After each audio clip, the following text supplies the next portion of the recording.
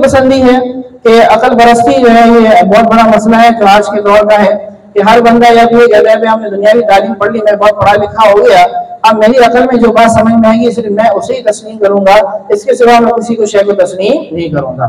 گویا انسان نے اپنی عقل کو نعوذ باللہ اللہ رسول سے زیادہ سمجھدار سمجھ لیا، یعنی اللہ رسول کا علم کامل اور اکمل تھا اور اس نے اپنے آپ کو اس سے بھی زیادہ پڑھا لکھا سمجھ لیا۔ ایک مثال ہم اکثر یہ دیتے ہیں، اس کو جو ابھی ہم تھوڑے دیر پہلے بھی بیان کیا کہ کوئی بھی مشین جب ایجاد کی جاتی ہے تو اس مشین کے ساتھ ایک چھوٹا سا کاغذ کا ٹکڑا بھی دے دیا جاتا ہے جس میں لکھا ہوا ہوتا ہے کہ اس مشین کو کس طرح چلانا ہے، پھر اس کے ساتھ ایک بندہ بھی ہوتا ہے جو چلا کے دکھاتا ہے کہ مشین اس طرح چلے گی۔ اب آج کل جو ہے یوٹیوب چینل بھی بنے ہوئے ہوتے ہیں، اس کے اندر بھی دکھاتے ہیں کہ مشین کو چلانے کا طریقہ کیا ہے، یعنی ہر چیز کے ساتھ اس پہ جو لکھی ہوئی چیزیں بھی موجود ہوتی ہیں، اس کو چلانا کس طرح ہے اور چلانے والا بھی ایک بندہ چلا کے ایک دفعہ اس کو سکھاتا ہے۔ تو انسان بھی اللہ سبحانہ وتعالیٰ کی مشین ہے، اس کے لکھی ہوئی جو کتاب ہے وہ قرآن مجید ہے اور اس کو پریکٹیکل کر کے جو ہے رسول اللہ صلی اللہ علیہ وسلم نے اپنی زندگی میں دکھا دیا۔ اب اس کتاب اور اس رسول اللہ صلی اللہ علیہ وسلم کی عملی حیات سے ہٹ کر اگر انسان کی مشین کو چلایا جائے گا تو یہ مشین خراب ہو جائے گی، اور اگر اس کے مطابق چلایا جائے تو یہ انسان کی مشین بالکل صحیح کام رہے گی۔ تو اب آپ دیکھ لیں دنیا جہاں کے اندر جس نے بھی اپنی عقل چلائی، اپنی عقل کے مطابق فیصلے کیے، ان کا حال اب کیا ہے۔ اب آپ دیکھ لیں یورپ کے اندر اب یہ حال ہو چکا ہے کہ اتنی ہم نے سائنس نے ترقی کر لی اور اتنی عقل نے ترقی کر لی کہ پہلے ساری دنیا کہتی تھی کہ دو ہی چیزیں ہیں، مرد ہے اور عورت ہے، لیکن اب کہتے ہیں یہ مرد ہے، عورت ہے، یہ ٹرانسجینڈر ہے، تو یہ فلاں ہے، تو ڈھمکانا ہے، جو 70 قسم کے انہوں نے اقسام بنا دیے۔ اتنی ترقی ہو چکی ہے، بڑائی نہیں چل رہا کہ یہ مرد ہے کہ یہ عورت ہے، یہ کچھ اور ہے۔ جینڈر کوئر کی اتنی لمبی لسٹ بنا چکی ہے، یونائیٹڈ نیشن نے 70 سے زیادہ اس کے اقسام بنا دیے ہیں۔ اب آپ لوگوں کی وہاں پہ حالت دیکھیں کہ وہ ایک مشین بنے ہوئے ہیں، اس کے سوا ان کی کوئی حیثیت نہیں ہے۔ پھر اپنے جسم کے اندر وہ طرح طرح کے نقوش بناتے ہیں، اپنی زبان کاٹتے ہیں، اپنی آنکھوں کو بڑا بڑا بناتے ہیں، کوئی جانور بننے کے لیے تیار ہے، کوئی کتا بننے کے لیے تیار ہے، تو کوئی جو ہے اپنے آپ کو انسان سمجھتا ہے یا سمجھتا ہی نہیں کہ میں تمہیں فرشتہ ہوں۔ طرح طرح کی مخلوقات جو ہے پیدا ہو گئی ہیں کیونکہ انہوں نے اس مشین کو غلط طریقے سے چلانا شروع کیا۔ جب غلط طریقے سے چلانا شروع کیا تو اس کے نتائج کیا ہوئے؟ عقل پرستی کرنے کا یہی نتیجہ نکلا کہ وہ لوگ جو اپنے آپ کو بہت عقل مند سمجھتے ہیں، اب ان کے دنیا کا قانون یہ بن چکا ہے کہ کسی بندے کو خودکشی کرنی ہے تو یہ مشین ہم نے تیار کر کے رکھی ہے، اس کے اندر چلا جائے اور خودکشی کر لے، کوئی مسئلے کی بات نہیں ہے۔ یعنی یہ زندگی کا معیار ہو چکا۔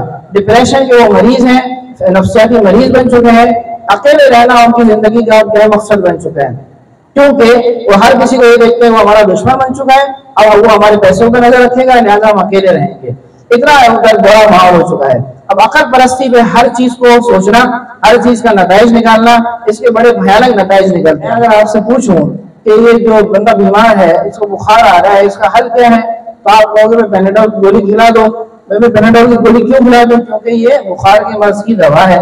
پھر سوال ہی پوچھا جائے گا کہ پیناڈول میں بخار کی کیا علاج ہے، تو آپ کہو گے اس کے اندر پیراسیٹامول ہے جو کہ بخار کے مرض کے لیے جو ہے یہ دوائی ہے۔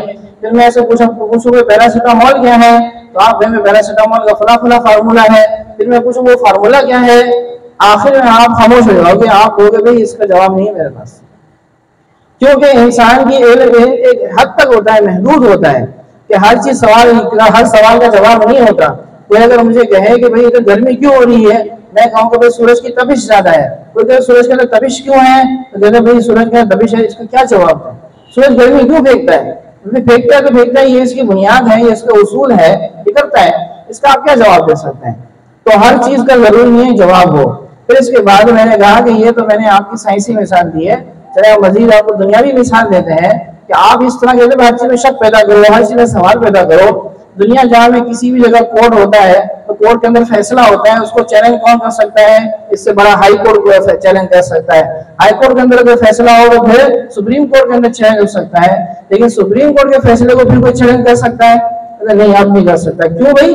اگر یہ چیلنج والا سلسلہ چلتا رہے پھر تو کبھی ختم ہی نہیں ہوگا یہ سلسلہ۔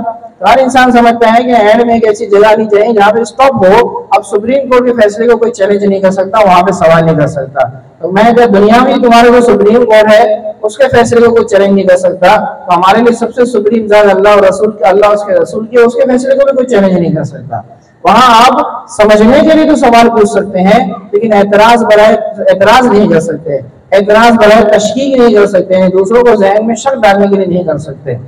اب یہ تشکیک کیا ہے؟ یہ پہلا بیج ہے، نوجوانوں کے دماغ کے اندر کھڑکی کھول دی جاتی ہے، ہر چیز پہ سوال اٹھانا، ہر چیز کو شک کی نگاہ سے دیکھنا، تو پھر آج پر وہ کبھی معجزات کے اوپر شک کرتا ہے، کبھی وہ کرامات کے اوپر شک کرتا ہے، تو یہ بات آگے پہنچتی ہے، پھر اسے نماز روزے کے بارے میں شکوک و شبہات شروع ہو جاتے ہیں۔ میرے ہمارے ایک جاننے والے ہیں، وہ یار ہمارے کے اندر کام کرتے تھے، تو بتا رہے تھے وہاں پہ جو ہے لیڈیز تھی، وہ بھی جو ہے اسی طرح صحافی تھی، تو رمضان کا مہینہ شروع ہوا تو میں نے بھی اللہ سبحانہ و تعالیٰ تو بڑا رحمان و رحیم ہے، وہ کیوں چاہے گا اس کے بندے روزے رکھیں اور اس کو جو ہے تکلیف کے اندر آئے؟ رحمانیت اور رحیمیت کا تقاضا تو یہ ہے کہ روزے کا حکم نہیں ہونا چاہیے۔ یعنی سوچنے دیکھنے یہ ہے تشکیک کا دائرہ جو پھیلتا جاتا ہے، پھر آگے بڑھتا جاتا ہے، ذہن میں سوالات پھیلتے جاتے ہیں، تو اس کو وہ پریشان ہو کہ ایک عام بندہ کیا ہے اس بات کو جواب دے سکتا ہے؟ اس نے آگے ان سے کہا کہ اس طرح کی اس نے بات کی، میں کیا جواب دوں؟ تو میں نے اسے کہا کہ تم یہ جواب دو کہ ماشاءاللہ آپ اللہ کو بھی مانتی ہیں، آپ اللہ کو رحمان اور رحیم بھی مانتی ہیں، تو اللہ تعالیٰ کو ماننا ہمارا صرف رحمانیت اور رحیمیت کے ساتھ نہیں ہے، ہم اللہ تعالیٰ کو تمام صفات کے ساتھ مانتے ہیں۔ اللہ رحمان بھی ہے، اللہ غفار بھی ہے، اللہ تعالیٰ حکیم بھی ہے، تو اللہ رزاق بھی ہے۔ جتنا اعتماد آپ کو اللہ کی رحمانیت کے اوپر تھا، اتنا اعتماد اللہ تعالیٰ کی رزاقیت پہ کریں اور جاب کرنا چھوڑ دیں۔ اب کہہ رہے ہیں اللہ تعالیٰ اتنا بڑا رحمان اور رحیم ہے کہ وہ کسی کو روزہ رکھنے کا حکم نہیں دے سکتا اپنی عقل سے، تو اللہ کی رزاقیت پہ بھی اعتماد کریں، وہ آپ کو دھوکہ تھوڑی مارے گا۔ آپ گھر میں بیٹھے جاب کرنا چھوڑ دیں، اب جب پیٹ کا مسئلہ آتا ہے تو پھر عقل چلنا شروع ہو جاتی ہے۔ یہ سب کا دیکھنے حالت ایسی ہے، تو یہ تشکیک کے دائرے آہستہ آہستہ آہستہ ہر جگہ پھیلائے جاتے ہیں۔